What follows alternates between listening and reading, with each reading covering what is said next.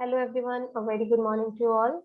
So in this video, we'll be discussing about chemistry of actinides. Under the chemistry of actinides, we'll be discussing about complex formation tendency of actinides, their reactivity, and some of the important compounds of actinides. So let's get started. In comparison to the lanthanides, actinides possess high charge to size ratio because their oxidation states are higher oxidation states for the actinides like +5, +6 are also possible in comparison to the lanthanides where the oxidation state of just +2, +3 and +4 was there. And also the size of the actinides in comparison to the lanthanides, it is much more smaller uh, as we have discussed in the ionic radii and atomic radii part, where we discussed that in comparison to lanthanides, decrease in the ionic radii is much more pronounced, much more considerable in comparison to the lanthanides in case of actinides. So charge to size ratio is going to be higher because charges are high and sizes are small for actinides. So charge to size ratio is going to be higher. So based upon this, complex formation tendency for actinides is higher in comparison to that of lanthanides. This is an important question from the point of view of exams, that why actinides possess higher tendency to form complexes in comparison to lanthanides. So answer lies in the charge to size ratio. So depending upon the how much marks the question is carrying, you can explain this question that if it is under the 1 mark category, then you just have to mention this, that charge to size ratio is higher. Or if it is under the 2 mark or 3 mark category, then you will have to explain that why charges are high and what are the oxidation state for actinides, what are the oxidation states for lanthanides, and sizes are small. Obviously, why size is small for actinides in comparison to the lanthanides. So this way you can elaborate this part for 2 or 3 mark question, but it is an important question. It can come under 1 mark, 2 mark, or 3 mark category. So these are the common oxidation states for the actinides. Generally, +3 oxidation states exhibit the coordination number of 9 and octahedral coordination, and +4 gives the complexes with coordination number of 8, +5, where actinides are in +5 oxidation state, coordination number corresponds to cubic geometry, and for the +6 oxidation state, the coordination number corresponds to the octahedral geometry. So the coordination tendency in general is controlled by charge and size of the cation. This is very much clear that based upon the charge and size of the anion, the coordination tendency is varying. So the complexing tendency for the case of actinides varies as that M+4 positive has the maximum complexation tendency, then lies the MO2 positive, then it is M3 positive, then it is MO2 1 positive. Here metal ion, that is actinides, are in +6 oxidation state, here is in +5. So we are here both factors are playing the role, charge as well as the size. So based upon that, this order has been there. Based upon the observation of the complexing tendency, this order has been maintained. Otherwise, charge is highest for this, it should have been here, and then it should, if we just consider the charge, so other factors are also being considered, and that is why this order is plus M+4, then it is +6, then +3, then +5. So the complexing tendency of actinides varies in this order. So the major complexes of actinides are formed by the actinide halides and alkali metal halides. Like thorium chloride, when it is reacted with potassium chloride, it gives these complexes. Potassium chloride gives these complexes with sodium tetrafluoride. Actinides also form complexes with pyridine pi bonding ligands like alkyl phosphines, thioethers, acetyl acetones, oximes, etc. Also, borohydride complexes of for actinides are also known. Wide range of complexes are known in +4 oxidation states for actinides. These include halides and O-donor ligands. Complexes are also known with S-donor ligands, but are comparatively less stable in comparison to O-donor ligands. Organometallic complexes of actinides are also known.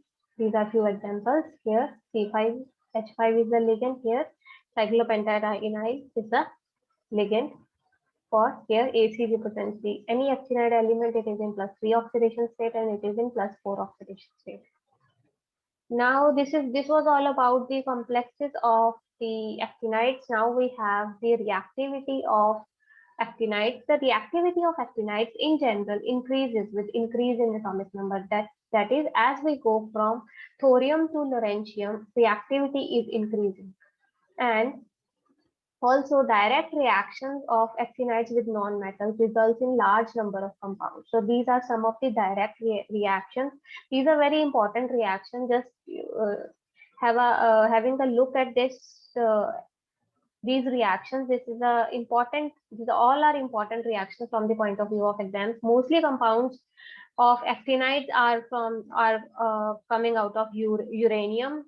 Then it comes, some are from thorium, and very less are from Pu, that is plutonium. And so rest other elements are radioactive in nature. So actinides, when heated in air, gives us oxides. When reacted with chloride, chlorine gas, it gives us chlorides. And oxides, when reacted with CCl4 and heated in CCl4, then we also get chlorides. Also, chlorides are formed from hydrides when reacted with chlorine gas. Further, actinides, when reacted with hydrogen gas, we get hydrides. Bromine gives bromide. Sulfur, heating with sulfur gives us sulfides. Reacting with hydroacids, that is HI and HF, give us corresponding fluorides and iodides. So these are the important reactions. This can come under the 1 mark category. Also, you can be asked about writing a short note on the reactivity of actinides. So if you are writing these reactions and you are writing that reactivity is increasing from this to this, moving from thorium to lawrencium along the actinide series, that is sufficient to attempt for that question. Now we come to the compounds of actinides. Not much details about these topics. We are going very crisp and in a very precise manner. Then not much details are there in your syllabus. So I'm going as per your syllabus. Otherwise, there are lot many reactions of actinides, but as far as your syllabus is concerned, this, and as far as your exams are concerned, this part is sufficient, which we are discussing. For the compounds of actinides, firstly, we'll be discussing about the oxides and chalcogenides. Oxides are known in different oxidation states. In +2 oxidation state, +3, +5, and +6 oxidation state of actinides are known for oxides. If we talk about the dioxide of thorium, it has the highest melting point. It is extensively studied due to importance in nuclear fuel. It has very important role play in nuclear fuel reactions. So that is why it is very widely studied, thorium dioxide, and it is having highest melting point, that is 3,390 degrees Celsius. So dioxides are known for almost all the actinides. Coming to the preparation of dioxides, dioxides are prepared from the oxalates or the hydroxides of actinides. If oxalates or hydroxides are ignited in air, we get dioxides. Now, this reaction is not valid for curium oxide and californium oxide, which require oxygen for the synthesis of dioxides. Here we are igniting in air, but for the preparation of curium oxide and californium oxide, we require oxygen. And also for PaO2 and UO2 are prepared from the reduction. These can, in addition to this reaction from the oxalates and hydroxide, PaO2 and UO2 are also prepared from the reduction of higher oxides. If we reduce higher oxides with some reducing agent, then we can get these oxides also. Now, trioxides are prepared from the uranyl carbonate or uranyl nitrate. If we heat uranyl carbonate or uranyl nitrate, we get trioxides of actinides. Here generally reactions have been shown with uranium because mostly the compounds are of uranium. So we are writing in place of general writing the AC here. We are writing directly the reactions for uranium because generally uranium chemistry is important for out of the actinides. Out of the pentoxides, these are prepared from the hydroxides. If we heat hydroxides, we get hydroxides in +5 oxidation state, we get pentoxide. For here it is shown for Pa, and all oxides, as this is very well known that oxides of metals, electropositive elements are always basic in nature. So all oxides for actinides are basic in nature. So they react with acids to give corresponding uranyl salts. So here if we are reacting UO3 with HNO3, here it is an acid and UO3 is an oxide, trioxide of uranium. What we'll get is uranyl nitrate. This is yellow in color. This is a uranyl ion which has been shown here, and on crystallization we are getting uranyl nitrate. Now depending upon, this is a very important reaction. Now depending upon what kind of acid we are using, if we are using fuming acid, here water of crystallization are varying. Number of water of crystallization here n is going to be 2. If the acid used is fuming, number of water of crystallization is 3 if we are using concentrated HNO3, and it is going to be 6 if we are using dilute HNO3. So this is a very important reaction from the point of view of exams. That if you can be given that here what is going to be the product, crystallized product, when we are using fuming acid, or when we are using concentrated acid, when we are using dilute HNO3. Anyone can be asked. So depending upon whether crystallized from, so what kind of acid is used, different kind of crystallized uranyl nitrates are obtained. And the structure of uranyl nitrate with 2 water molecules of crystallization where fuming nitric acid was used is very important. Here we can see that there are 2 nitro groups, 2 oxygens and 2 water molecules. So 4 oxygen here, nitro group is acting as bidentate ligand.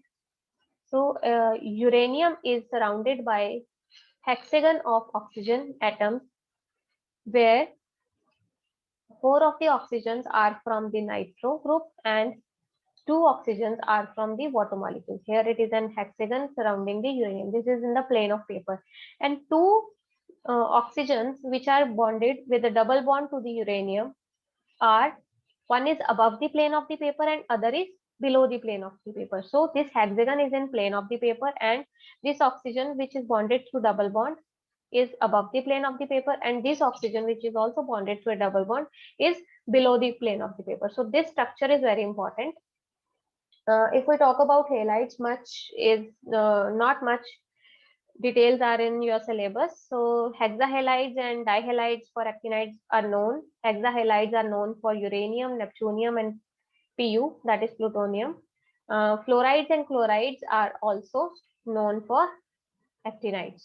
So that is about the compounds of lanthanides. In the next class, we are going to do the chemistry of separation of neptunium, plutonium, and americium from uranium. This particular topic is very much important from the examination point of view and from the competition point of view. So that is it for today's class. Thank you so much.